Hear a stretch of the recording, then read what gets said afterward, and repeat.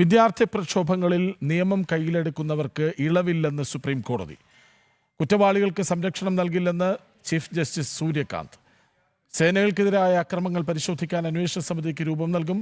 ജന്തർ മന്ദറിലെ സമരത്തിൽ കുറ്റകൃത്യ പശ്ചാത്തലമില്ലാത്തവർക്കും പ്രായപൂർത്തിയാകാത്തവർക്കും സംരക്ഷണം നൽകണമെന്നും ഉത്തരവ്. CJP അക്രമങ്ങളിലെ ഹർജികളിലാണ് നിർണായക വിധി. കോക്രോച്ച് ജനതാ പാർട്ടി ഉൾപ്പെടെയുള്ള സംഘടനകൾ നയിച്ച സമരങ്ങളുടെ മറവിൽ നടന്ന സംഭവ വികാസങ്ങളിലാണ് രാജ്യത്തെ പരമോന്നത കോടതി നിർണായക ഇടക്കാല ഉത്തരവ് പുറപ്പെടുവിച്ചത്.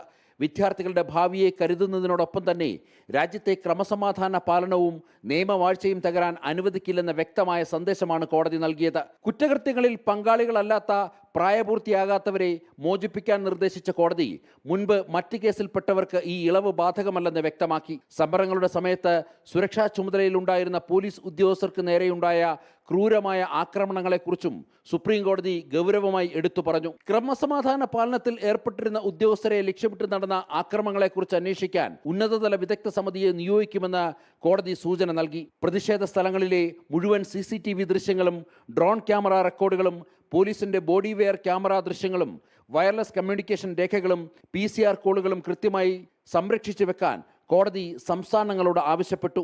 ഡിജിറ്റൽ തെളിവുകൾ സുരക്ഷിതമായി സൂക്ഷിക്കുന്നത് വഴി സുതാര്യമായ അന്വേഷണത്തിനാണ് വഴി തുറക്കുന്നത്.